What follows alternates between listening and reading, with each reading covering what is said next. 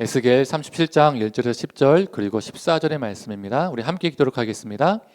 여호와께서 권능으로 내게 임재하시고 그의 영으로 나를 데리고 가서 골짜기 가운데 두셨는데 거기에 뼈가 가득하더라. 나를 그 뼈 사방으로 지나가게 하시기로 본즉 그 골짜기 지면에 뼈가 심이 많고 아주 말랐더라. 그가 내게 이르시되 인자야 이 뼈들이 능히 살 수 있겠느냐 하시기로 내가 대답하되 주 여호와여 주께서 아시나이다. 또 내게 이르시되 너는 이 모든 뼈에게 대언하여 이르기를 너희 마른 뼈들아 여호와의 말씀을 들을지어다. 주 여호와께서 이 뼈들에게 이같이 말씀하시기를 내가 생기를 너희에게 들어가게 하리니 너희가 살아나리라. 너희 위에 힘줄을 두고 살을 입히고 가죽으로 덮고 너희 속에 생기를 넣으리니 너희가 살아나리라. 또 내가 여호와인 줄 너희가 알리라 하셨다 하라. 이에 내가 명령을 따라 태어나니 태어날 때 소리가 나고 움직이며 이 뼈 저 뼈가 들어맞아 뼈들이 서로 연결되더라. 내가 또 보니 그 뼈에 힘줄이 생기고 살이 오르며 그 위에 가죽이 덮이나 그 속에 생기가 없더라. 또 내게 이르시되 인자야 너는 생기를 향하여 태어나라. 생기에게 태어나여 이르기를 주 여호와께서 이같이 말씀하시기를 생기야 사방에서부터 와서 이 죽음을 당한 자에게 불어서 살아나게 하라 하셨다 하라. 이에 내가 그 명령대로 태어나였더니 생기가 그들에게 들어가매 그들이 곧 살아나서 일어나 서는데 극히 큰 군대더라. 내가 또 내 영을 너희 속에 두어 너희가 살아나게 하고 내가 또 너희를 너희 고국 땅에 두리니 나 여호와가 이 일을 말하고 이룬 줄을 너희가 알리라. 여호와의 말씀이니라. 아멘. 네, 말씀을 전하기 전에 우리 10월 헌금 보고하겠습니다. 157만 500원이 들어왔고요. 표를 봐주시면 한 달에 이 헌금 어떻게 사용되는지 보실 수 있습니다. 그리고 유튜브 송출, 영상 편집, 설교 등 교회 사역에 사용하는 노트북 상태가 안 좋아서 지난 봄에 예배비를 사용해서 새로 구입한다고 했는데요. 아직 구입하지 않았습니다. 또 이번에도 좀 고장이 나서 노트북을 수리하는데 예배비에서 12만 6천 원 사용했고 또 시간을 두고 한 내년 정도에 새로운 노트북을 구입할 수 있으면 구입하려고 합니다. 그리고 식사 규제로 48,500원을 예배비에서 사용했습니다. 그래서 현재는 예배비가 374만 6,795원이 남아 있습니다. 네, 헌금 보고는 마치도록 하겠고요. 또 말씀 전하도록 하겠습니다. 남유다는 하나님을 저버리고 헛된 신을 섬겼습니다. 마땅히 돌봐야 할 이웃들을 자신의 욕망을 위해서 학대하고 불법을 저질렀죠. 그 땅에는 하나님을 향한 신앙도 왜곡되었고 사랑과 정의가 사라졌습니다. 결국 하나님은 바벨론을 사용하셔서 남유다를 멸망시키셨습니다. 그래서 일부는 바벨론의 포로가 되었고 또 일부는 애굽으로 도망을 갔고 또 일부는 남유다 땅에 남게 되었습니다. 자신의 나라가 바벨론에 의해서 멸망당했기 때문에 그들은 여호와 하나님이 바벨론의 최고신 마루둑에게 패배했다라고 여겼습니다. 그 당시 사람들은 전쟁에서 이기면 자신이 믿고 있는 신이 이긴 것이고 전쟁에서 우리가 패하면 우리가 믿고 있는 신이 패배했다라고 믿었기 때문이죠. 그래서 그들은 절망했습니다.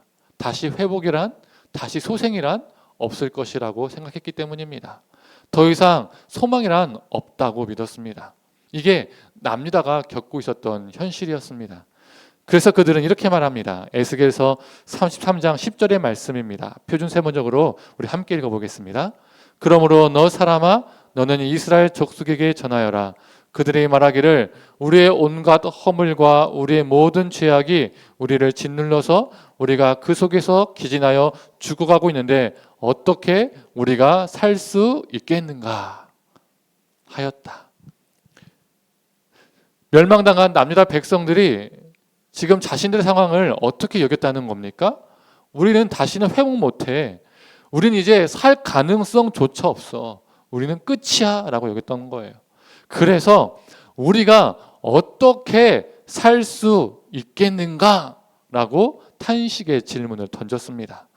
그리고 바로 다음 절인 11절에서도 이 남유다 백성들의 탄식이 나옵니다. 우리의 소망이 없어졌다. 우리가 다 멸절되었다라고 말을 합니다. 이 탄식의 질문에 대한 답변이 오늘 본문 37장의 말씀입니다.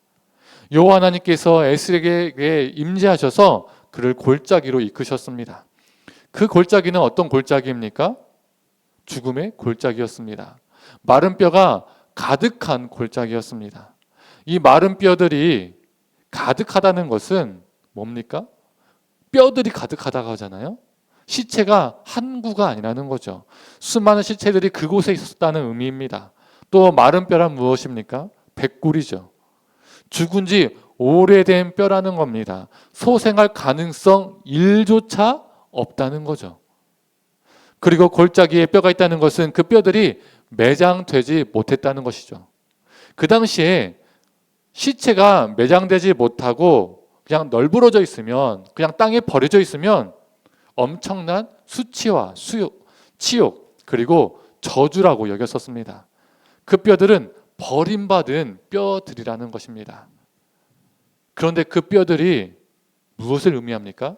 바로 남유다를 의미했습니다. 하나님께로부터 집단적으로 심판을 받고 소생할 가능성이 1조차 없는 상태, 그들의 상태는 수치와 치욕으로 가득했습니다. 그래서 그들은 우리가 살 가능성이 없어, 소망이 없어, 다 끝났어, 이렇게 스스로 포기를 했던 것이죠. 하나님께서 에스겔에게 비슷한 질문을 던지십니다. 에스겔을 향해서 사람아, 이 뼈들이 살아날 수 있겠느냐라고 질문을 하십니다. 이 에스겔은 주 여호와여, 주께서 아십니다라고 대답을 하죠. 그리고 하나님께서 에스겔에게 또 말씀하십니다. 너는 이 뼈들에게 대언을 해라. 너희가 다시 살아날 것이다. 힘줄이 뻗치게 되고 살로 덮여지고 너희가 살아나게 될 것이다.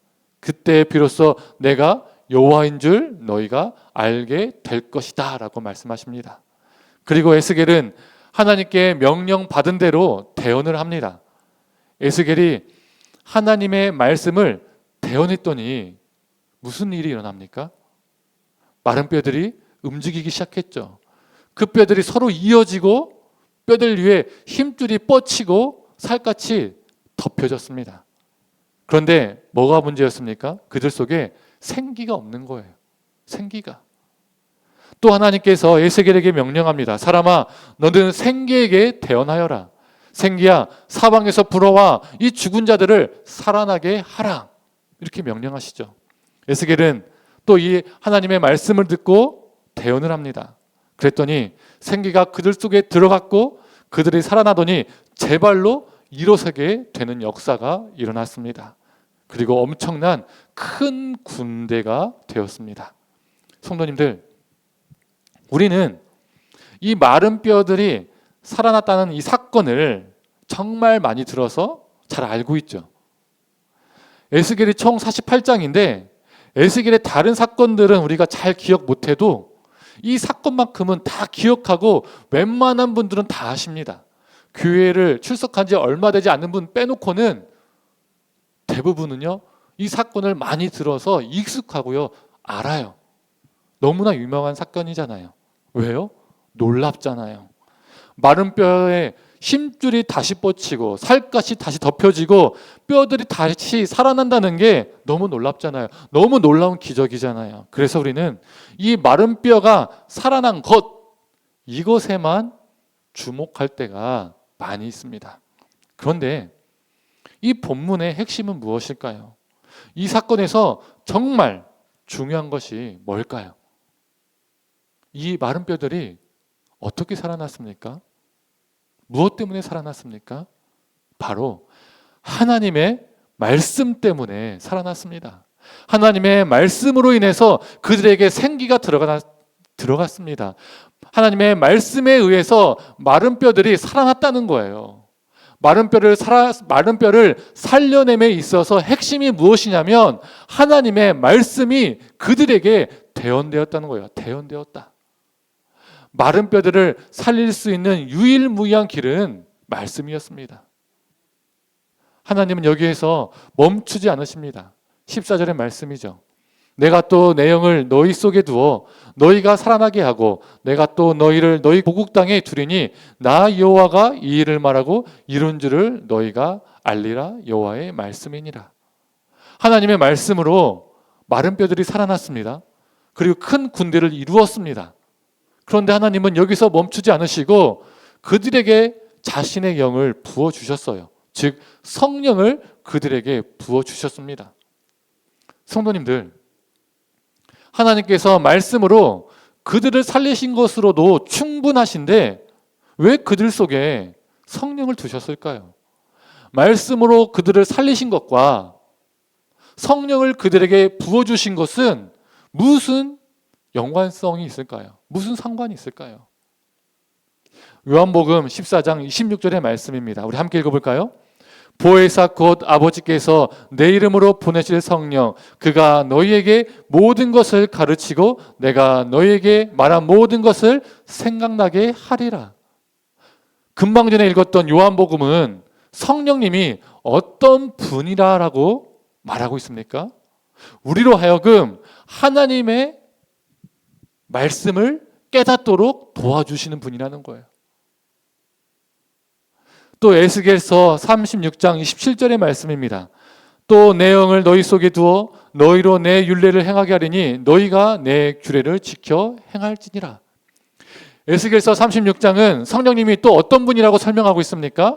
우리로 하여금 하나님의 말씀에 순종하도록 우리를 도우시는 분이라고 말하고 있습니다. 즉 성령님은 우리로 하여금 하나님의 말씀을 깨닫게 도우시고 깨닫는 것에서 멈추는 것이 아니라 그 깨달은 하나님의 말씀을 가지고 그 말씀대로 순종하도록 도우시는 분이라는 거예요.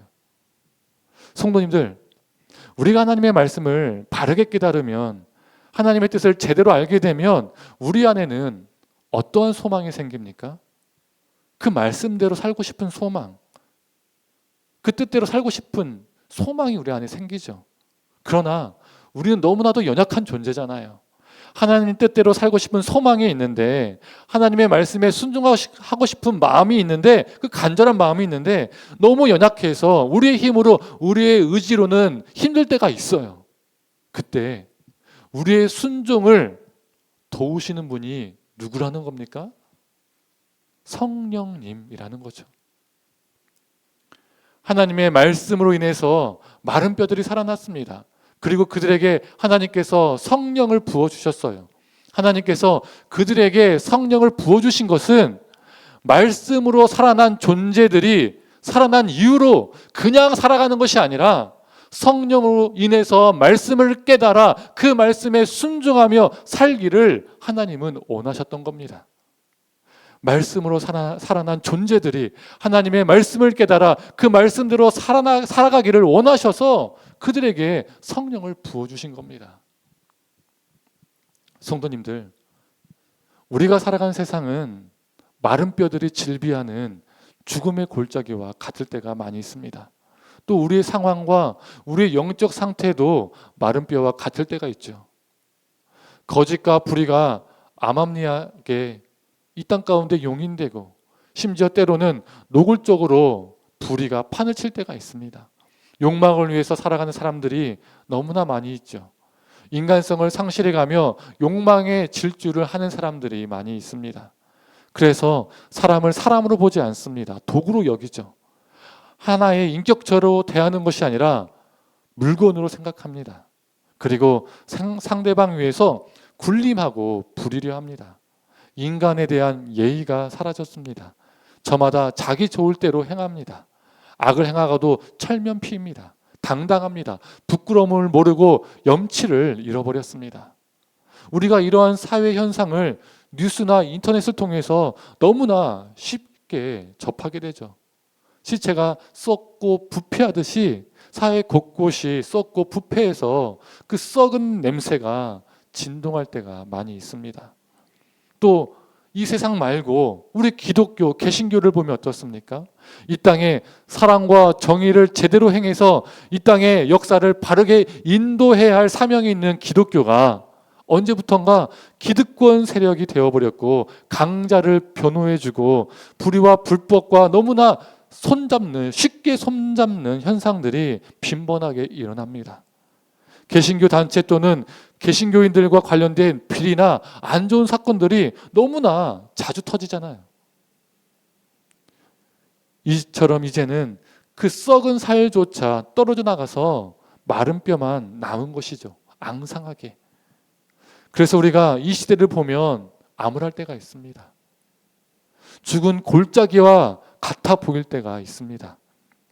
성도님들, 이 시대나 개신교를 보지 않아도 좁게 우리 자신만 보아도 어떻습니까? 마른 뼈처럼 소망이 없어 보일 때가 있지 않습니까? 로마서와 디모데전서에서 바울이 자신을 보며 어떻게 처절하게 외칩니까? 오라, 나는 공고한 사람이로다. 죄인 중에 내가 괴순이라. 위대한 믿음의 사람인 바울조차도 자신을 보며 이런 말을 했는데 우리는 더하면 더했죠. 바울은 자신을 향해서 죄인 중에 내가 괴수다라고 말했는데 우리는요, 죄인 중에 괴수가 아니라 괴수 중에 괴수일 수 있습니다. 정말 인간적으로 보면 소망이 없어요. 우리 자신만 본다면 희망이 없다는 거예요. 그러나 무엇이 우리를 살릴 수 있습니까? 하나님의 말씀이 우리를 살릴 수 있습니다. 하나님의 말씀만이 마른 뼈와 같이 메말라버린 이 땅과 우리의 심령을 소생시킬 수 있습니다. 그리고 성령의 충만함을 입어야 합니다. 성도님들, 많은 우리 한국 그리스도인들은 착각하는 게 있습니다. 감정 충만을 성령 충만으로 착각합니다. 찬양 중에 울컥해요. 눈물이 나요. 가슴이 뜨거워져요. 그러면 성령의 역사로 착각을 해요. 성도님들, 감령 충만과 성령 충만을요, 분별하셔야 합니다. 안 그러면 평생 감정 충만을 성령 충만으로 착각하면서 살게 돼요. 찬양 집회나 찬양 시간에 발생하는 현상들이 일반 가수 콘서트에서요, 비슷하게 일어납니다. 여러분, 일반 가수들 콘서트에서요, 방방 뛰고요, 눈물 흘리고요, 가슴이 뜨거워집니다. 그리고요, 심지어 쓰러지는 사람들도 있어요. 정말 비슷해요. 기도회나 찬양 집회 때도요, 이런 현상들이 일어나잖아요. 찬양하다가 방방 뛰고요, 눈물 흘리고요, 가슴 뜨거워지고요, 이런 찬양 집회나 기도회 때도요, 사람들 쓰러지는 경우도 있잖아요. 만약에 음성 소거하고 영상으로만 보면 찬양 집회나 콘서트에서 일어나는 현상이요, 정말 비슷해요. 왜 콘서트에서 사람들이 눈물 흘리고 심지어 쓰러지는 현상도 일어납니까? 기타로, 드럼으로, 수많은 악기로 사람의 감정을 고취시키거든요. 악기들과 수많은 음향들이 몸과 마음을요, 쿵쿵쿵 쳐줘요. 그러면요, 감정이요, 충만해집니다. 만약에 찬양할 때 수많은 악기를 다 없애고 통기타로만 찬양해 보세요. 이전보다 덜 뜨거워질 거예요. 덜 은혜스럽다고 생각할 거예요. 아, 좀 약하네. 거기다가 심지어 통기타까지 없애봐요. 그냥 생 목소리로만 찬양을 해봐요. 대부분 눈물도 안 나고 뜨거운 마음도 안 생기고요, 냉랭해질 겁니다. 그러면 사람들이 어떠한 생각을 하게 될까요? 아, 이 교회는, 아, 이 집회는, 아, 이 기도회는 별로 은혜가 안 되네. 이 찬양 집회는 뜨거움이 없어. 이렇게 생각하게 됩니다. 여러분, 일반 콘서트와 우리의 예배, 우리 찬양의 차이점이 무엇입니까? 콘서트는 여흥입니다. 여흥. 엔터테인먼트예요. 여러분, 성령님은 어떤 분이십니까? 우리의 감정만 뜨겁게 해주시고 눈물 흘리게 해주시고 이런 분이십니까? 앞에서도 언급했지만 하나님의 말씀을 깨닫도록 도우시고 그 말씀에 순종하도록 우리를 도우시는 분이 바로 성령님이십니다. 삶으로 즉 나아가도록 도우시는 분이 우리 성령님이세요. 그런데 감정 충만은요, 그 순간에만 끝나는 겁니다. 여흥으로 끝나는 거예요. 인격과 삶이 변화되지 않아요. 그 순간에만 뜨거우면, 그 순간에만 열정적이면 되는 겁니다. 거룩한 삶을 요구하지 않아요. BTS 콘서트에서요, 거룩한 삶을 요구합니까? 블랙핑크 콘서트에서 말씀의 순종을 요구합니까? 요구하지 않아요. 하지만 우리의 찬양과 예배는 다릅니다. 정말 우리가 찬양 속에서 예배 속에서 성령 충만함을 입으면요, 삶으로 이어지게 되어 있습니다. 성도님들 오해하지 마세요. 찬양할 때 예배 시간에 눈물을 흘리면 안 돼, 감정이 올라오면 안 돼, 이런 말 아닙니다. 우리 성령님은요, 우리 감정 안에서도 역사하십니다. 우리의 감정이 그래서 움직일 수 있어요. 그러나 감정 충만이 아니라 성령 충만이라면 감정에서만 끝나는 것이 아니라 순종의 삶으로 이어집니다. 성도님들, 혹 우리 상황과 우리 상태가 마른 뼈와 같다면 하나님의 말씀으로 소생되고 성령님의 역사를 통해서 하나님의 말씀을 깨닫고 그 말씀에 순종하는 존재로 살아가는 우리가 되기를 간절히 소망합니다. 이제 말씀을 정리하고자 합니다. 성도님들, 이 마른 뼈들이 다시 살아난 후에 무슨 일이 일어날까요? 다른 말로 하면 말씀으로 살아나고 성령의 역사를 경험한 다음에 무슨 사건이 일어날까요? 오늘 본문 바로 다음의 내용이 이 37장 후반의 내용인데요. 이 37장 후반에는 남유다와 북이스라엘의 통일에 관한 이야기가 나옵니다. 본래 두 나라는 하나의 공동체였잖아요. 하나의 왕국이었습니다. 그런데 솔로몬과 그의 아들 르호보암, 이 두 사람의 폭정 때문에 남유다와 북이스라엘이라는 이 두 나라로 분열되게 되었죠. 그러나 죽어있던 마른 뼈들이 살아난 다음에 하나님이 에스겔에게 보여주신 이 사건이 무엇이냐면 분열의 치유였습니다. 하나됨의 회복이었어요. 남과 북이 하나 된다라고 말씀하셨습니다. 그러하기에 성도님들, 우리가 하나님의 말씀에 순종하고 성령의 사람으로 살아갈 때 우리 안에 어떠한 소망이 생기는 겁니까? 우리가 어떠한 소망을 품고 살아야 되는 것입니까? 찢어지고 갈라졌던, 분열됐던 많은 관계들이 우리를 통해서 회복되기를 소망하게 됩니다. 치유되고 하나 되는 역사를, 그 소망을 우리가 가지게 됩니다. 어떤 분들은 말씀, 성령, 하나님, 예수님 이렇게 수없이 외쳐대지만 신앙의 이름으로 갈등을 조장하고 거짓으로 분열을 야기시키는 사람들이 있어요. 미움을 만들고요, 질투를 만들고요, 거짓과 거친 말을 서슴없이 하는 분들이 있어요. 직분이 목사여도 장로여도 권사여도 집사여도요, 이런 사람은요, 말씀에 순종하는 사람도 아니고 성령의 사람도 아닙니다. 성도님들, 말씀 자체이신 우리 예수님께서 요단강에서 세례 요한에게 세례를 받을 때 무슨 일이 일어났습니까? 비둘기 같은 성령이 예수님께 임하셨죠. 누가복음 4장을 보면 예수님께서 이사야 말씀을 인용하셔서 자신에게 성령이 임했음을 언급하십니다. 그 이후로 예수님께서 무엇을 하십니까? 제자들을 부르시죠. 성령이 임한 다음에 말씀 자체이신 예수님께서 제자들을 부르세요. 그런데요, 제자들을 한번 보세요. 예수님이 아니었다면 도저히 하나 될 수 없는 사람들이었습니다. 어부들과 세리들은요, 그 당시에 함께 공존하기 힘든 사람들이었습니다.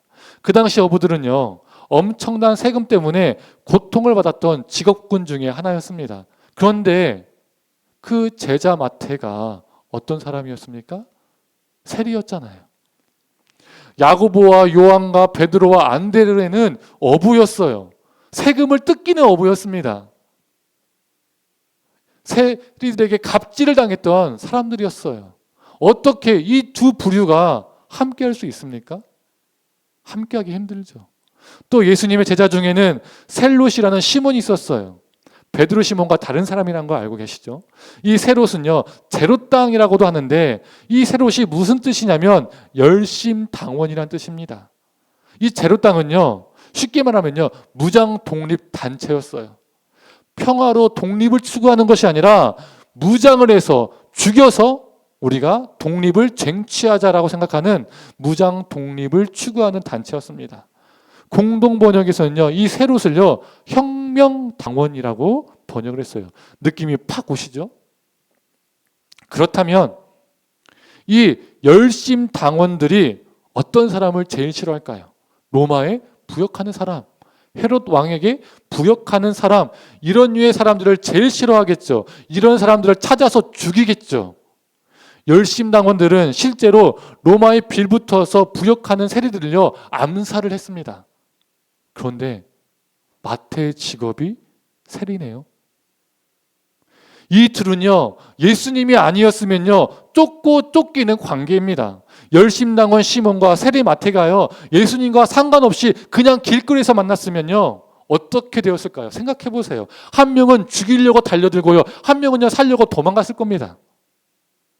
그런데 예수님 때문에 이들이 하나가 되었습니다. 어부와 세리가 하나가 되었고, 세리와 열심당원이 하나가 되었습니다.